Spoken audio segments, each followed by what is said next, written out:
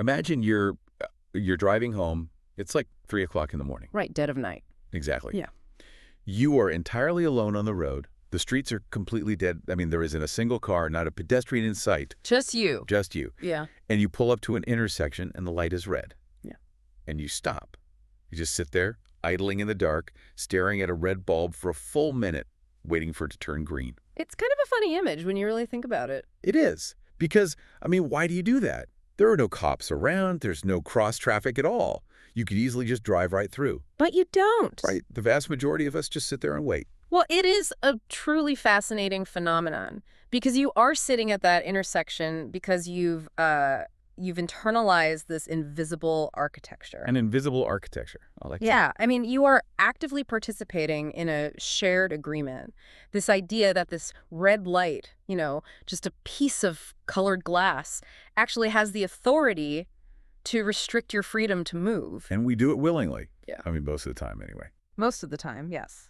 But that feeling, that tiny little friction between wanting to hit the gas and actively choosing to step on the brake, that is the entire foundation of what we are unpacking today. It really is. So welcome to this deep dive. Today, our mission is to explore what might actually be like the ultimate eternal tug of war in human history. Yeah. We are looking at this massive tectonic collision between freedom and authority. Which is really the underlying code of every society on Earth, right? I mean, it dictates absolutely everything. How we interact, how we govern, how we handle basic conflict. Everything. And to guide us through this, we have an incredibly dense, just fascinating stack of source material today. Oh, it's so good. It's a set of reflection notes dated May 5, 2026. They're titled McFreedomsEaseAuthority.pdf.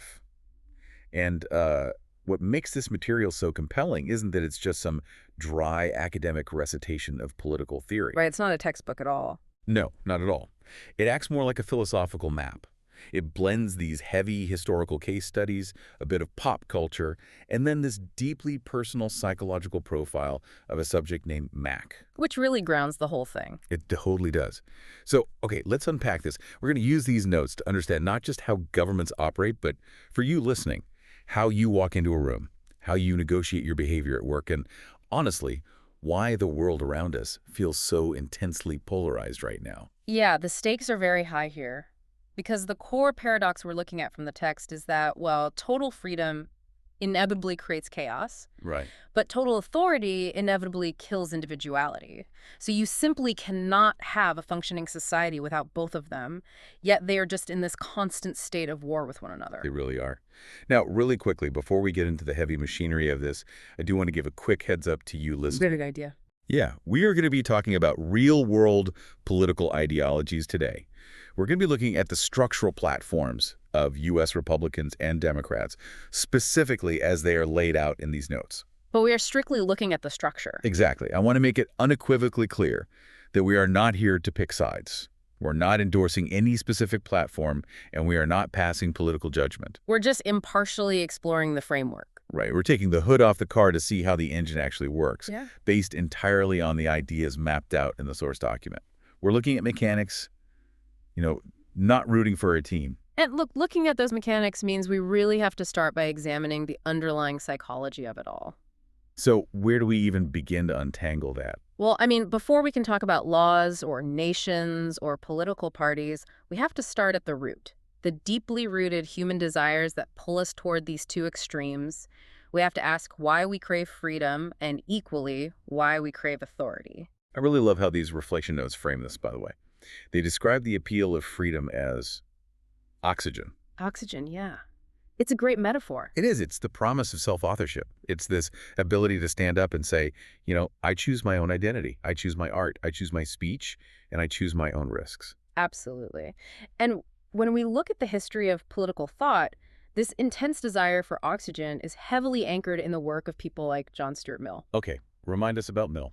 So in his essay on liberty, Mill essentially argued that the only legitimate reason to restrict someone's liberty, to cut off their oxygen, is to prevent direct harm to others. The classic harm principle. Exactly. If you aren't hurting anyone else, the government and society at large really should have absolutely no say in how you live your life. I mean, the entire modern framework of individual rights, free speech, Freedom of religion, assembly is basically a mechanism designed to distribute this oxygen. It exists to protect the individual from being coerced by the majority, Yeah, right? that's exactly it. Let me stop you there, though, because it's so easy to keep this in the realm of, like, 19th century philosophy. But this source material grounds that oxygen in something far more visceral. Oh, for sure. The text goes much deeper psychologically. Right. It points out that freedom attracts people who have fundamentally felt misread. People who have felt boxed in, stereotyped, or just over-controlled by the culture around them. Which brings us to the profile of Mac. Yes, Mac, the subject of these reflection notes. For Mac, the text makes it clear that freedom isn't some abstract legal concept. It is deeply, deeply personal. It's his lived experience. Exactly. The notes describe his desire for freedom as wanting to be, and I'm quoting here, black without being reduced to blackness, funny without being fake, nerdy without losing cool, messy without being erased. I mean, that phrasing is just incredible. It really hits hard. Because it perfectly articulates what autonomy actually feels like on a personal day-to-day level. It's that raw desire to exist as a complex, multidimensional human being, right? Right, without being flattened. Exactly. Flattened into a simple, easily digestible category by society. Because when society tries to categorize you, it restricts your oxygen. You start to feel suffocated. But then we have the other side of the equation. Because if freedom is oxygen, the notes describe authority as shelter. Shelter. And the word shelter inherently implies that there is a storm outside. Precisely. You don't need a shelter on a perfectly sunny day. Right. Authority promises predictability. It promises coordination, security, and honestly, a profound relief from constant grinding uncertainty. So if Mill is the champion of oxygen, Then Thomas Hobbes is the champion of shelter. right, Hobbes wrote Leviathan during a time of horrific civil war. So he looked at human nature and argued that without a strong, overarching political authority, human life just inevitably degrades into a war of all against all. that famous quote, solitary, poor, nasty, brutish, and short. Exactly. In Hobbes's view, strong authority isn't a luxury. It's an absolute necessity just to keep us from literally destroying each other. So the psychology behind craving authority isn't necessarily about, like, wanting to dominate or control other people. Not at all. It appeals to people who are just simply exhausted by volatility.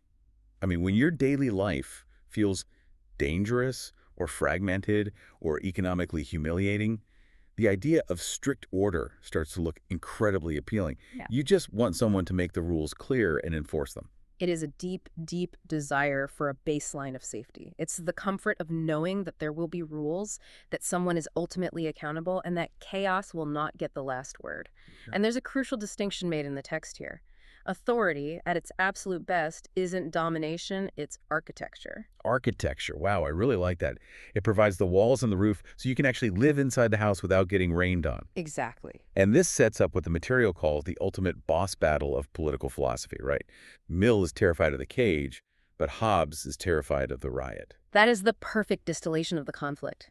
Mill fears suffocation. Hobbes fears societal collapse.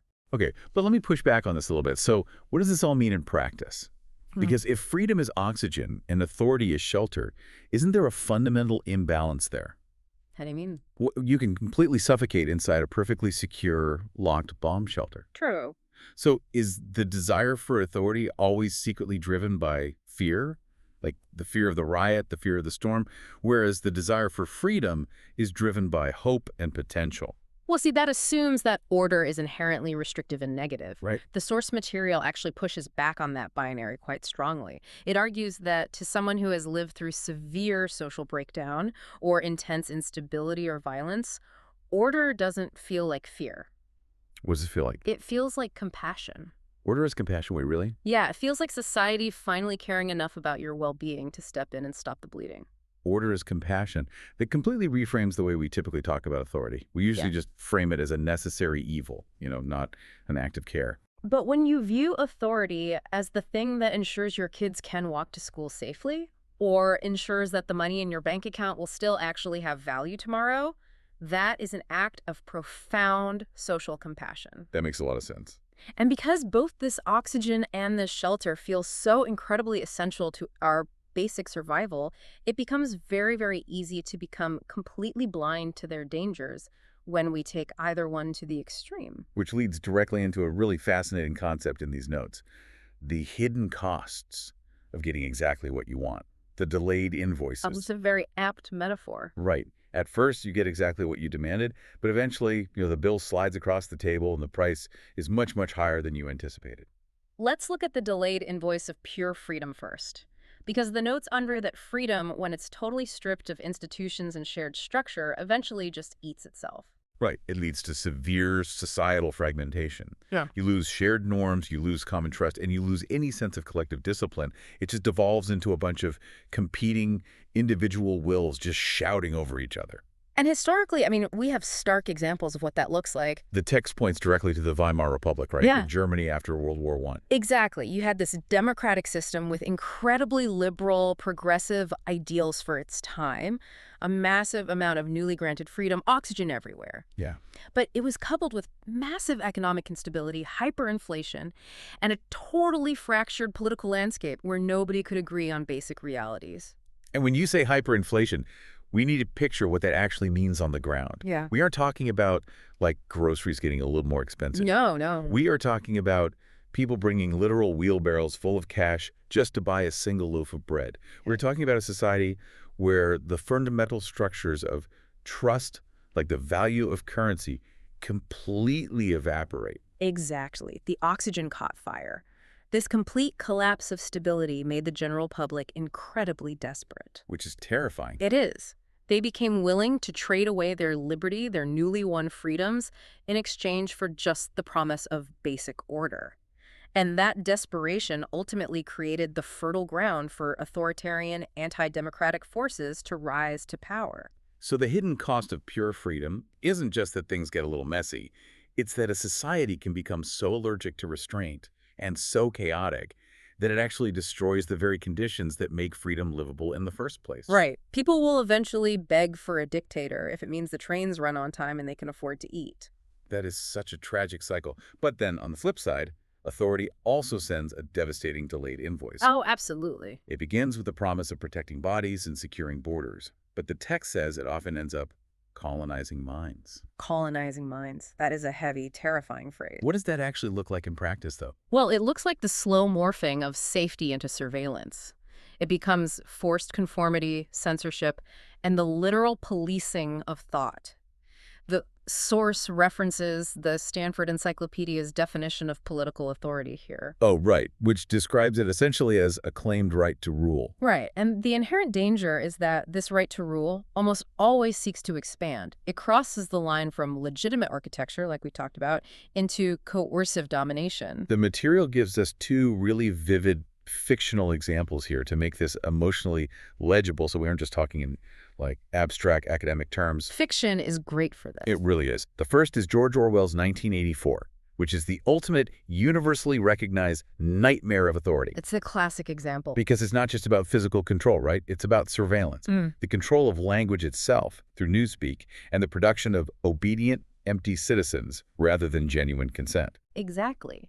The goal of the party in 1984 wasn't just to stop you from breaking the rules, it was to make it cognitively impossible for you to even think about breaking the rules.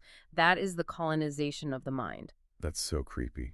And interestingly, the notes also bring up Star Wars. Which is brilliant, because the entire core setup of Star Wars is just this exact philosophical tension turned into modern mythology. Totally. You have the authoritarian galactic empire, which values absolute order, uniformity, and control, pitted against the Rebel Alliance, which values freedom, individuality, and self-determination. It makes the stakes incredibly clear.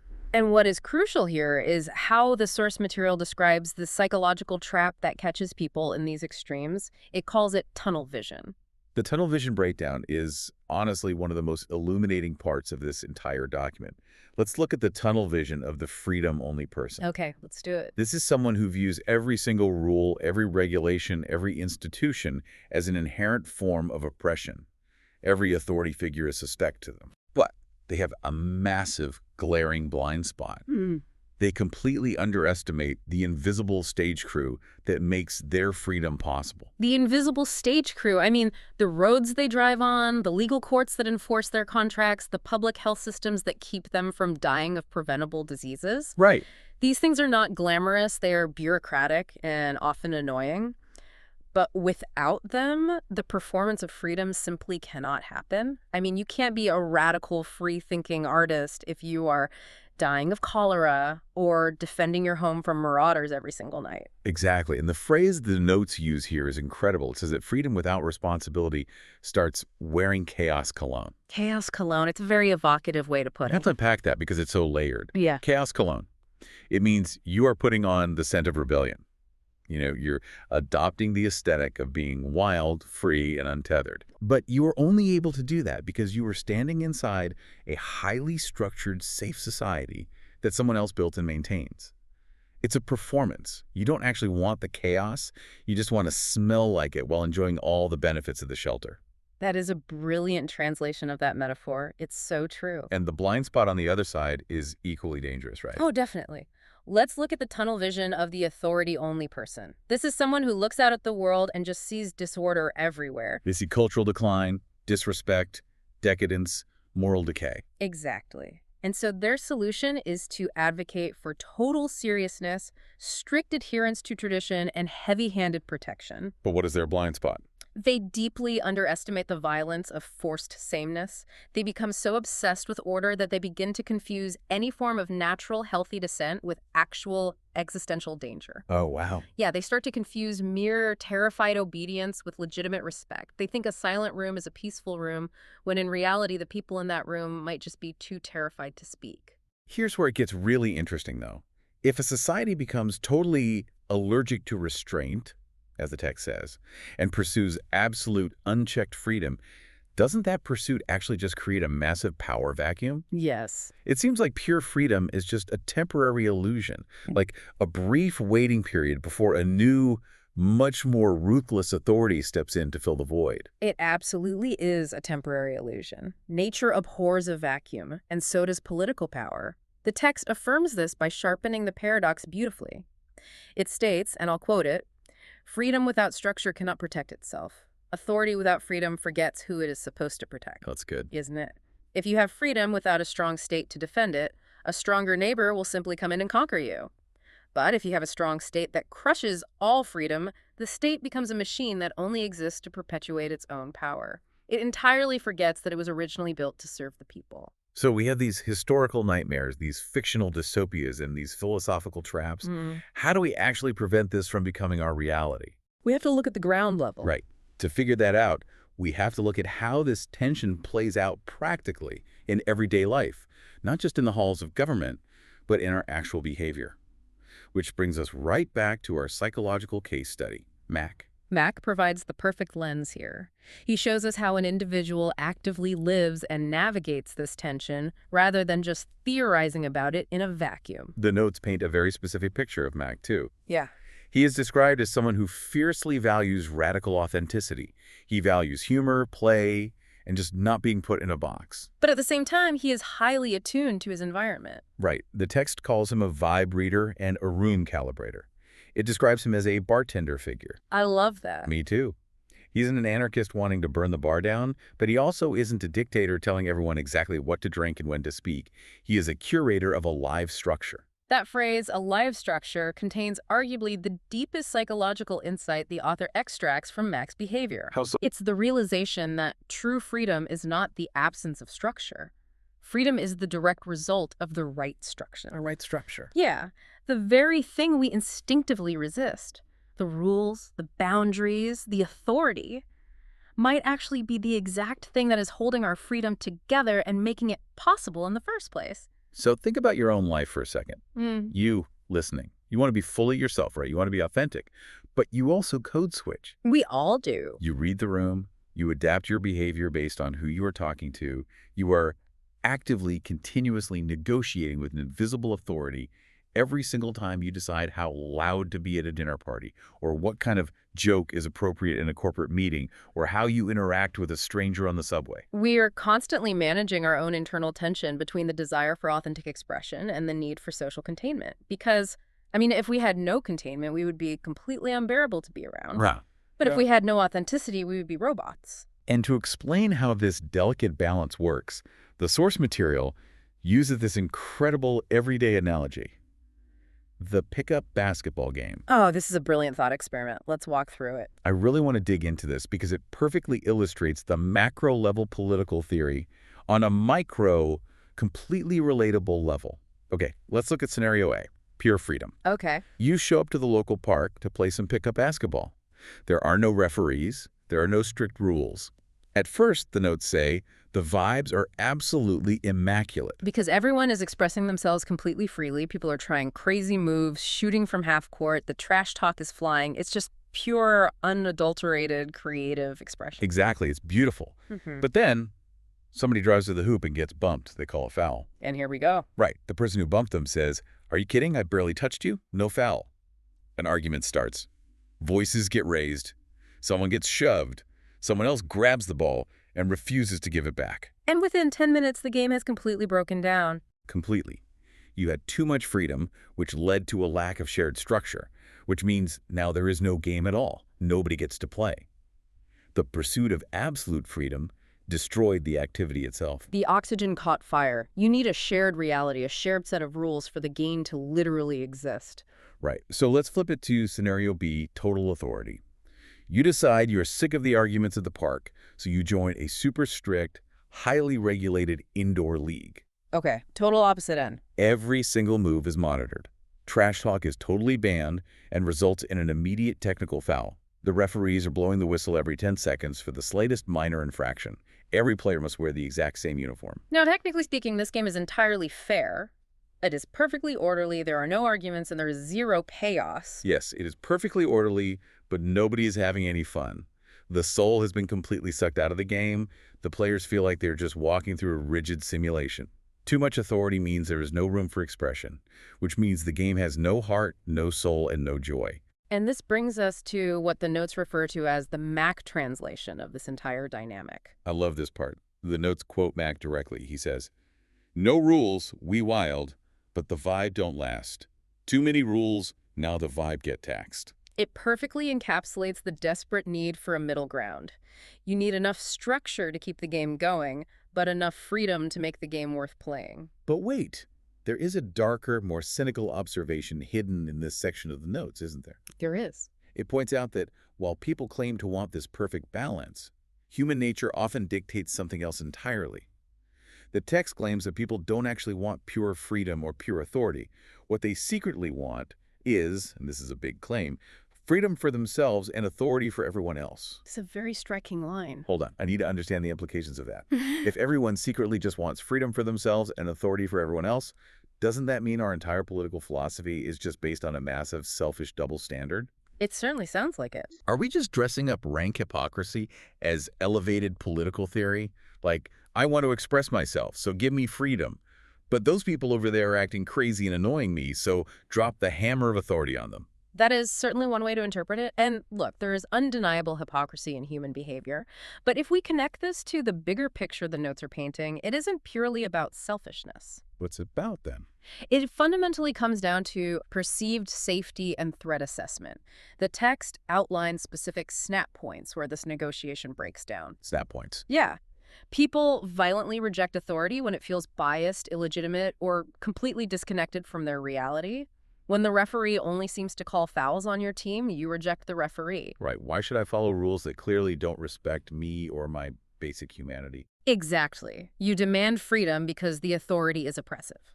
But conversely, people violently reject freedom when it feels threatening, chaotic, or unstable. When the lack of rules starts harming the group, when the pickup game turns into a brawl, people instantly demand intervention. They demand a referee. So this micro-level realization about how we referee our own behavior and how we handle a pickup basketball game scales up exponentially. It scales to everything. It dictates how nations, over centuries, try to write the rule books for millions of people. It is the exact same dynamic, just with infinitely higher stakes. Which naturally leads us to ask, how do we know when we've gone too far? This is what the source material calls the boundary test. The boundary test. So how do we know when authority is actually creating safety versus when it has mutated into oppression? And on the other side, how do we know when freedom is creating true authenticity versus when it is just devolving into destructive disorder? The notes outline this framework very clearly. Authority successfully creates safety when it meets specific criteria. It must be limited in scope, it must be accountable to the people, it must be transparent in its actions, and crucially, it must be correctable when it makes a mistake. Correctable, that's huge. It is. This all hinges on the philosophical concept of political legitimacy. And the notes are very clear that political legitimacy is not just having the raw military or police power to force people to do what you want. Right. It is a justified, agreed-upon right to rule. Yes.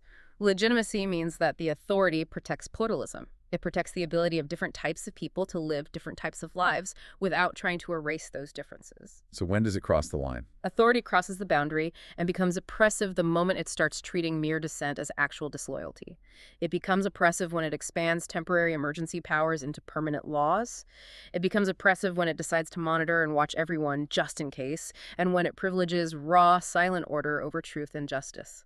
Now let's look at how the desire for freedom can mutate into something horrific. The source material uses the French Revolution as a chilling historical example of this boundary being crossed. A perfect example. You start with this massive, beautiful, idealistic movement for liberty against an oppressive monarchy, liberté, égalité, fraternité. Right. But then it devolves into the reign of terror. The mechanism there is fascinating and terrifying, because how does the desire for liberation turn into the guillotine? The notes argue it is a mechanism of paranoia and purity politics.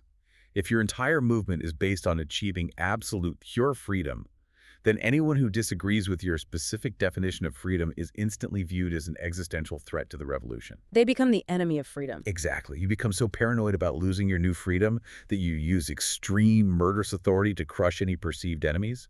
The liberators become the new, much more violent dictators. The oxygen becomes a toxic, combustible gas. You suffocate the society in the name of letting it breathe. Now, to bring it closer to home and into modern history, the source neutrally presents a prime U.S. example of this exact boundary tension: the post-9/11 Patriot Act. This is a perfect example of how the exact same piece of legislation can be viewed entirely differently depending on which side of the paradox you are prioritizing. Right. The text points out that defenders of the Patriot Act looked at a traumatized nation and saw expanded surveillance as an absolute non-negotiable necessity for security. It was the heavy shelter needed to protect the country in a terrifying, uncertain time. But critics of the Patriot Act looked at the exact same laws and saw massive, dangerous state overreach. They saw the rapid weakening of civil liberties, the erosion of the Fourth Amendment, and a terrifying loss of the oxygen of privacy. Same exact policy, but viewed through two completely different lenses of the paradox. Yeah. One side feared the riot, the terrorists. The other side feared the cage, the surveillance state. The source also provides a global contrast that is very illuminating regarding state authority. It cites Singapore as the highly attractive, successful face of authority. Right. Because Singapore has incredibly strict laws, heavy regulations, and severe punishments for things that might seem minor in the West. But they have tied that strong state capacity directly to massive economic prosperity, cleanliness, and almost unparalleled social stability. The citizens generally accept the strict rules because the shelter works incredibly well. It is a very nice, very safe house. But then the text points to China, citing Freedom House reports that classify it as not free. Yes, and this is the stark warning sign on the dashboard.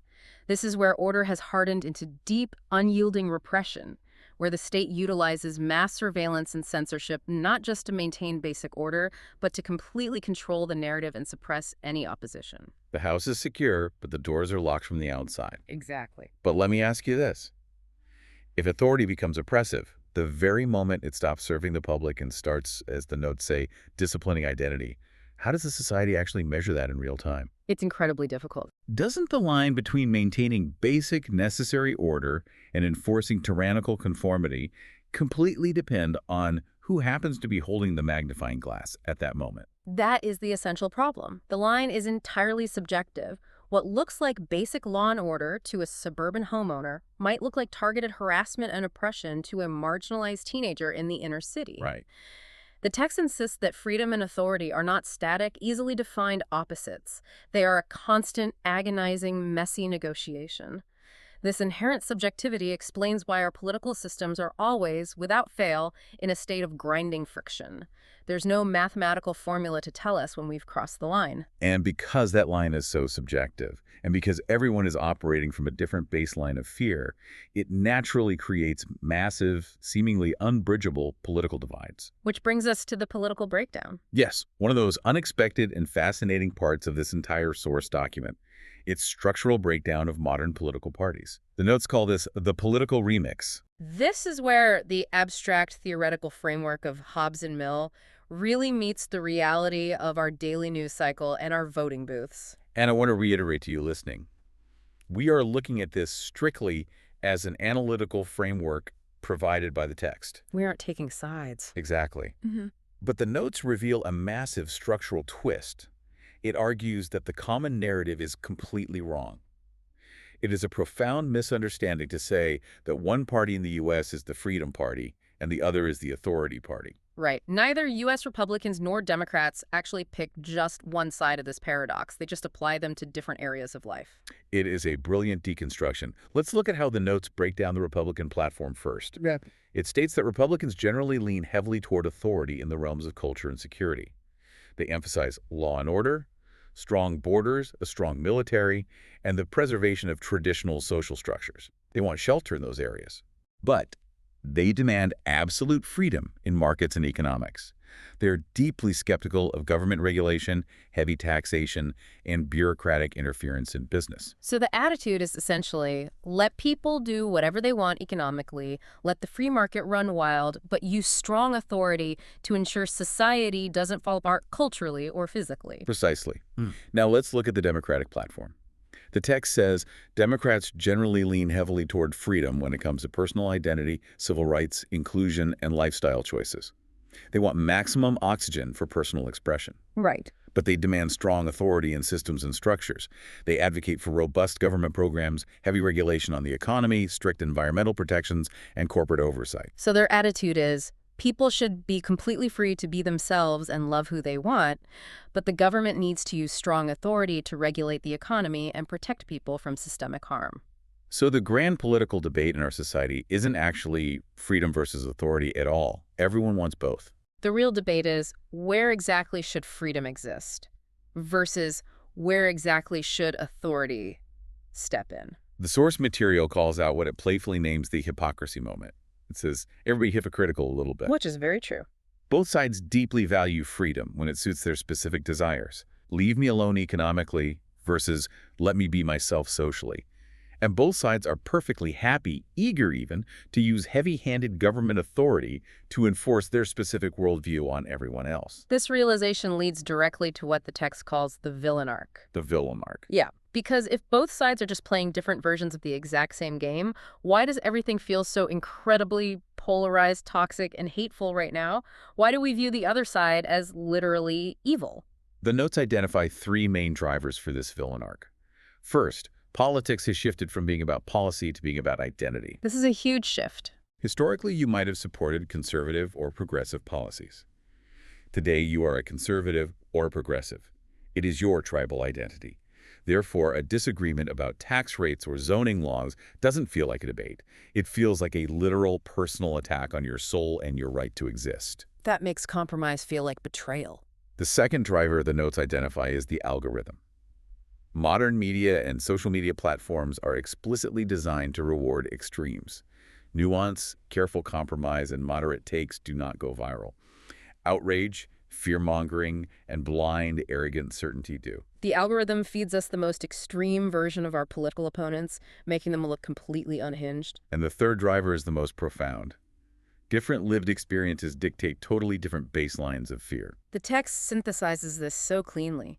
It argues that, at their core, Republicans fear things falling apart. They fear chaos, anarchy, and the loss of the foundational structures that built the country. And Democrats, at their core, fear people being crushed. They fear injustice, systemic oppression, and the abuse of power against the vulnerable. Mac's translation of this dynamic is so empathetic. The notes quote him saying, "Same game, different fear when they step on the court. Yeah. Both Trina win, just protecting different parts." It is a remarkable level of empathy to look at a political opponent and realize, You aren't trying to destroy the country. You were just terrified of a different failure mode than I am. Okay, let's dig into that, though, because if the boundaries are actually that fluid and people are genuinely just reacting to different underlying fears, why is it so hard for us to see that? Why do we constantly treat people with opposing views as fundamentally malicious? Because fear is the ultimate priority shifter, and fear is highly localized. Okay. If a community sees a sudden spike in violent crime, their fear of chaos spikes, and they will immediately lean toward demanding authority and police presence, regardless of their prior political ideology. They need shelter. But if a community experiences a blatant act of police brutality or state overreach, their fear of being crushed spikes, and they immediately demand freedom and accountability. We judge the opposing side so harshly because we aren't actively experiencing their specific visceral fear in that moment. Wow. We view their desperate need for shelter as an unnecessary, oppressive cage, simply because we aren't the ones feeling the rain. Exactly. That is a staggering realization. Every political fight, every shouting match on cable news is really just a different flavor of the exact same underlying fear response. And that leads us directly to the final and most expansive section of the text, the master key. The master key zooms out from American politics to show that this dynamic isn't just about Republicans and Democrats. It applies to almost every major societal debate in modern history. The source outlines 10 dimensions that are really just the freedom versus authority debate wearing different outfits. I'm going to really unpack a few of these because this is where the theory becomes universally applicable. Let's do it. Let's start with individual versus collective. How does the paradox play out here? The tension here is whether the system should prioritize personal choice, which is the freedom side, or group outcomes and cohesion, which is the authority side. Think about a vaccine mandate. Okay, that's a perfect example. The individual argument is, my body, my choice. You cannot use the authority of the state to force a medical procedure on me. That is a pure demand for freedom. And the collective argument. The collective argument is your individual choice is endangering the health of the entire community, so the state must enforce compliance to protect the group. Too much individualism leads to fragmentation and public health crises. Too much collectivism leads to the violation of bodily autonomy. It's the exact same tug of war. How about security versus privacy? This one is constantly in the news with tech companies and governments. Security is the demand for authority. It is the argument that the government needs backdoors into our phones, mass data collection, and surveillance to stop terrorists, human traffickers, and bad actors. Right. And privacy. Privacy is the demand for freedom. It is the argument that individuals have a fundamental right to be left alone, and that giving the government that much power will inevitably lead to a surveillance state where no one is free to think or speak without being watched. Let's look at one more. Globalism versus nationalism. This has really defined the last decade of geopolitics. Globalism represents the freedom side of the spectrum. It advocates for the free movement of goods, free movement of capital, and open borders. It breaks down barriers. And nationalism. Nationalism represents the authority side. It demands protected borders, tariffs to protect local industries, and the preservation of a specific national identity. Globalism risks hollowing out local communities and outsourcing jobs. Nationalism risks xenophobia and economic isolation. The text also lists idealism versus pragmatism, stability versus change, regulation versus free market, equality versus merit. It's incredible. They really are all just the exact same core paradox manifesting in different arenas. They really are. So if we are permanently trapped in this endless tug of war across every single dimension of society, what is the actual goal? Are we just trying to find a perfect 50-50 compromise on everything? The text explicitly warns against that. The goal is not a perfect 50-50 split. Why not? A static 50-50 split implies a dead, rigid system that cannot adapt.